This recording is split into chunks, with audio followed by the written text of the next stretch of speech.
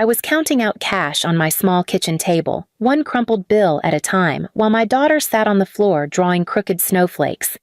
Emma was 7, tiny, quiet, the kind of child who apologizes for bumping into furniture. Her old coat was so thin I could feel the wind through it when I hugged her.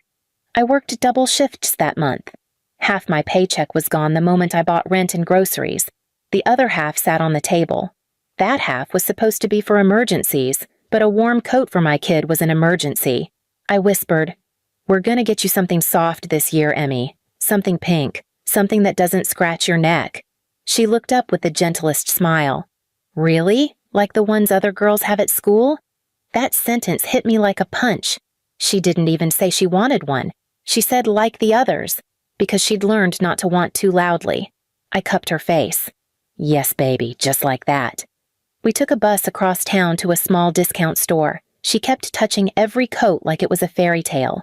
Then she saw it, a soft, thick lavender coat with fur around the hood.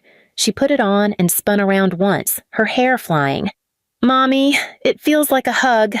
That was it. I didn't care if I had to walk to work for 2 weeks. I paid for it with the money I'd saved by skipping lunches. We stopped by my parents' house on the way home, a mistake I would regret for the rest of my life. The moment I stepped inside, the heat from the fireplace hit my face. My dad was sitting on his leather recliner like a king. My mom was trimming her nails with a smug little smile. My sister Melanie, the eternal princess, lounged on the couch in leggings my rent couldn't afford. Dad took one look at the coat bag in my hand and groaned. "What useless crap are you wasting money on now?" I didn't want a fight. "We just picked up a winter coat for Emma. He cut me off with a laugh. "A coat? That's where your money goes? On that?" He pointed at my daughter like she wasn't even human. Emma shrank back behind my leg. Mom smirked. "A child like her doesn't need anything fancy. She's used to being cold." Melanie crossed her legs. "Honestly, Dad's right. Spend that cash where it matters. I need new headlights. You can pitch in." I stared at her. "I'm not giving you the money I saved for my daughter." She rolled her eyes like she was the one struggling. "God, you're dramatic. It's just a coat." But Emma looked up at me, clutching the bag to her chest like it was oxygen. Dad pushed himself out of his chair and took a slow step toward us. "You think you get to make decisions with family money?" "Family money?" I whispered. "It's my paycheck." He snatched the bag from Emma so fast she gasped. Then he marched straight to the fireplace. I lunged forward. "Dad, stop!" But he already had the coat out of the bag, already gripping it, by the hood. Emma cried, "Grandpa, no!" Her voice cracked like something was breaking inside her. Dad looked right at her and smiled. "She can freeze. Your sister needs money more." And he threw the coat into the fire. The lavender melted into black, the fur sizzled, smoke curled upward. Emma screamed so loudly my ears rang. My mom laughed, actually laughed, and said, "Consider it a lesson. Nothing good stays with trash." Melanie added with a shrug, "I'll send you my bank details. Just transfer whatever you saved." Emma was sobbing so hard she hiccuped. Her tiny hands were reaching toward the flames like she could somehow pull it back. I pulled her into my arms, shaking. I could feel her tears soaking through my shirt. Dad stood there like he'd done something noble. "You'll thank me one day. You spoil that kid." "Spoil? Spoil?" A coat was spoiling her. Mom turned back to her nails. "Now get out before you ruin the carpet with your crying." I walked out holding Emma, her body trembling in my arms. Every step felt heavier than the last. Her voice was barely a whisper. "Mommy, did I do something wrong?" I couldn't answer. My throat wouldn't open. In that moment, something snapped inside me. Not anger, not hate, something deeper, something final. I looked back at the house as we stepped into the freezing night. This was the moment I realized. They didn't just hate me. They hated my child, and I was done letting them hurt her. My breaking point wasn't loud. It was silent, cold, final. The bus ride home that night felt colder than the wind outside. Emma sat on my lap, her face buried in my jacket, her little shoulders still trembling from crying. Every time the bus door opened and cold air rushed in, she flinched like she expected another hand to snatch something from her. When we got home, she didn't speak. She didn't ask about the coat. She didn't ask about my parents. She just crawled into her small bed and curled into a ball the way mistreated animals do when they're trying to disappear. I sat beside her, stroking her hair until her breathing steadied. I whispered, "I'm so sorry, baby. None of this is your fault." Her fingers reached for mine, still shaking. I barely slept that night. Every time I closed my eyes, I saw the coat burning. I saw my dad smile as the fur blackened.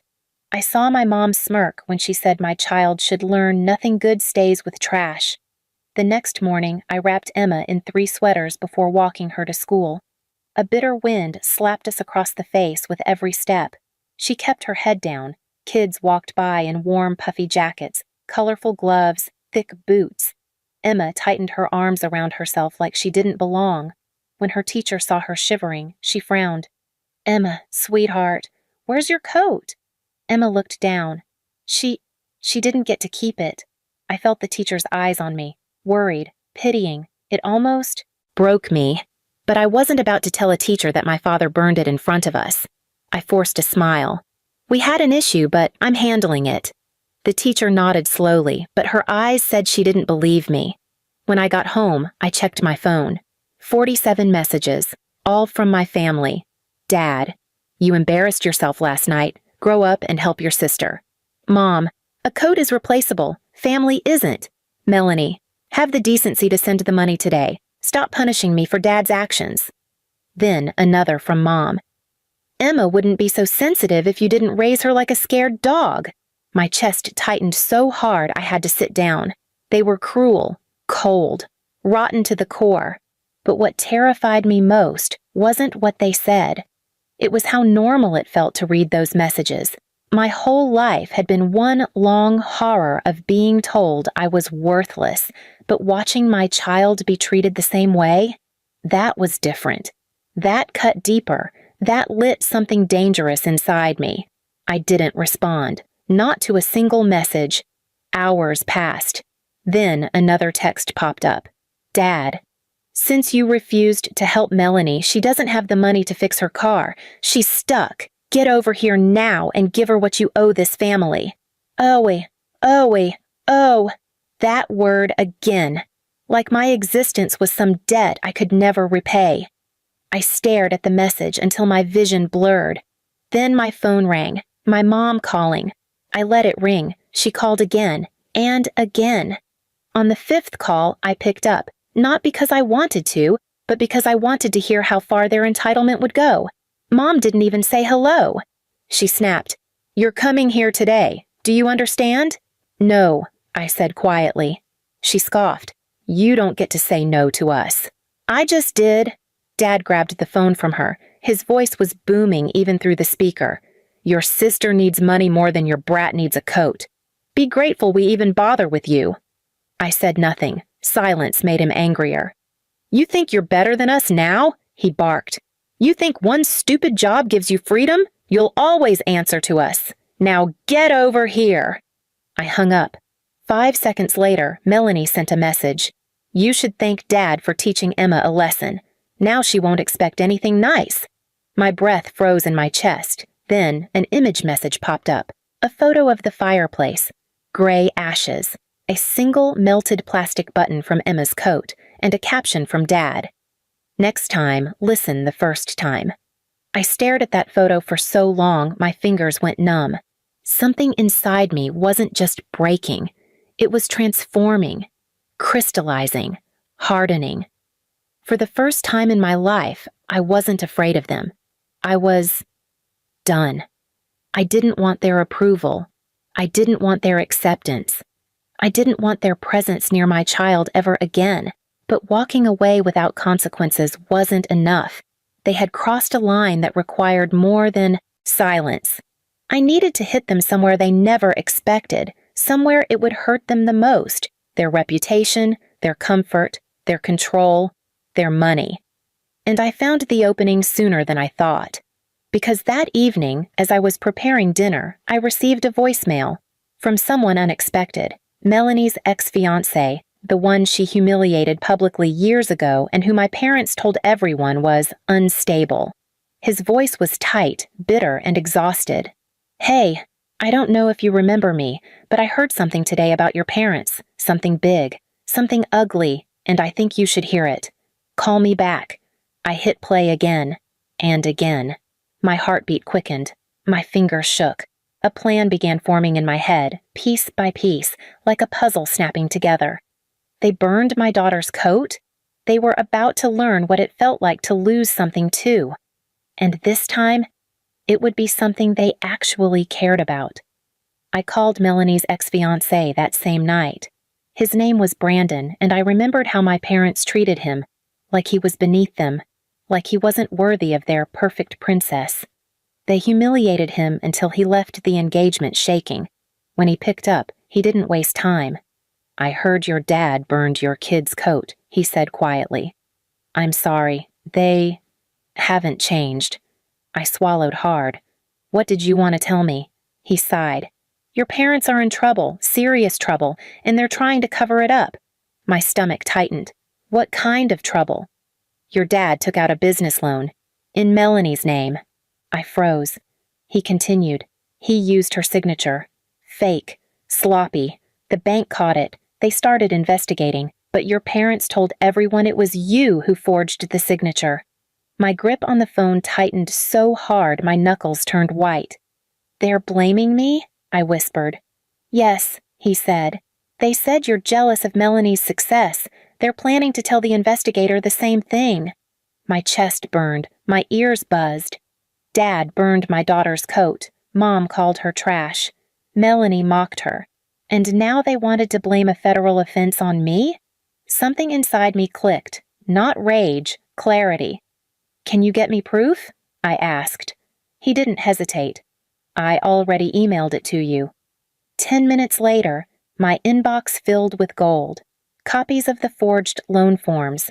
Screenshots of Melanie bragging about Dad fixing her finances again. A voice recording of my father laughing, saying, "Let the idiot daughter take the fall. She doesn't matter anyway." When I heard that recording, I felt something settle inside me. This was the moment my revenge became inevitable. And the next morning, I dressed Emma warmly in borrowed layers. She watched me quietly, eyes wide. "Where are we going?" she whispered. "To make sure nobody ever burns your things." "Again," I said softly. I didn't go to my parents' house. I didn't go to Melanie's apartment. I went straight to the bank investigator whose name was on the loan letter. Her eyes widened when I walked in holding the folder. "I'm the daughter they accused," I said, "and I have proof they lied." She looked through every page, every screenshot, every recording. When she finished, she looked up at me slowly. "Do you want to file an official report?" I thought of Emma's face when the coat burned. I thought of her crying in my arms. I thought of my father smiling as he did it. I thought of my mother saying my daughter should learn nothing good stays with trash. "Yes," I said, "for my child." And I filed it. Every detail, every receipt, every message. The investigator nodded firmly. "We'll be contacting them today. Thank you for coming forward." I lifted Emma into my arms. For the first time in my life, walking out of a building felt like freedom.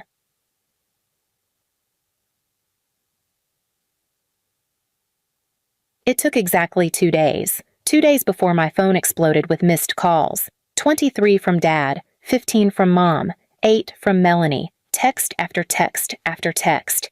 Then one voicemail from my father. Voice shaking, furious. "You backstabbing brat! You ruined us! Why would you do this to family? Call me back now!" Another from Mom. "Please, we can explain. Just talk to us. Your father could go to jail." Another from Melanie. "They froze my accounts. I can't pay rent. Fix this." And then, the final one. A voicemail I will never delete. Mom's voice, broken, not commanding, begging. "Please, please, answer. We're your parents. We didn't mean for it to go this far. We need you. Don't do this." The same woman who said my daughter could freeze. The same woman who laughed as her coat burned. Now she was crying, begging, panicking. I didn't respond.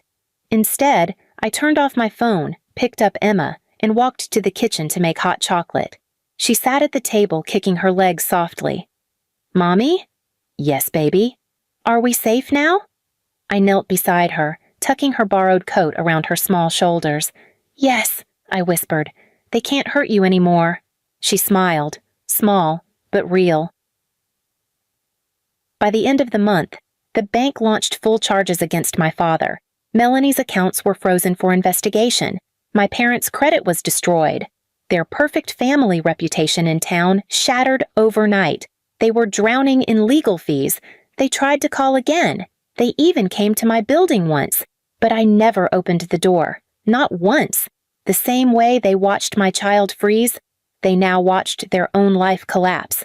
And when the final court letter arrived at their house, the one confirming the charges, I got one last message from Mom.